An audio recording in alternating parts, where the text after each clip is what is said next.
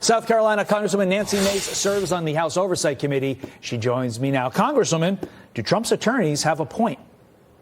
Absolutely, they do. And look, November 5th was a day of reckoning for the lawfare against Donald Trump because the American people aren't buying it. And here you have, with the pardon of Hunter Biden, in a way, Joe Biden is pardoning himself. This was some of the highest levels of corruption the U.S. government has ever seen, and they're just going to get away with it. They're just going to be able to walk away with it. And we know how Biden used the judicial system, the court system, to go after his political opponent. And we saw them try to throw Trump off the ballot in addition to all of the lawfare. And it's wrong. And Trump absolutely has a right. And I believe his attorneys are doing a great job here, and I'm glad to see it.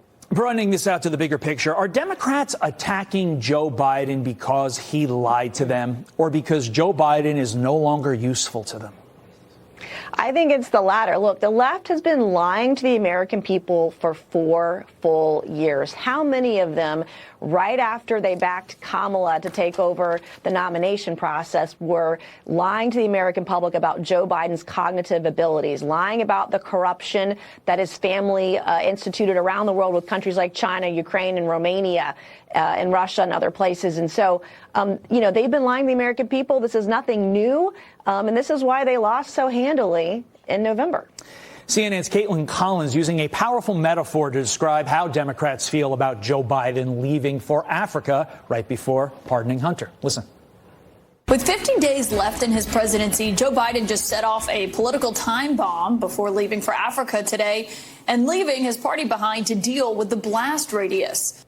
What damage do you expect to find in that blast radius for the Democrats, Congresswoman? Well, it's significant. Here's a guy that's giving a ton of money to Africa for their natural disasters. I know families in Tennessee, North Carolina, South Carolina who were denied their $750 check from FEMA when they had thousands of dollars of damage to their property. When you don't put the American people first, then there should be consequences to suffer, and that this is going to go on for months, for weeks and months ahead, looking at what they've done to the American people, putting them last. And again, this is why January 20th cannot come fast enough. But Congresswoman, specifically with regard to the Democrats, and I know you're not in the business of helping the Democrats, being a Republican Congresswoman, but how much do you think this hurts their party? Because for years, for decades even, Joe Biden doesn't lie. He just, tells a tale that may have a little inconsistency here and there. But for the first time, it seems like in 50 plus years, they are all acknowledging, yes, Joe Biden lies.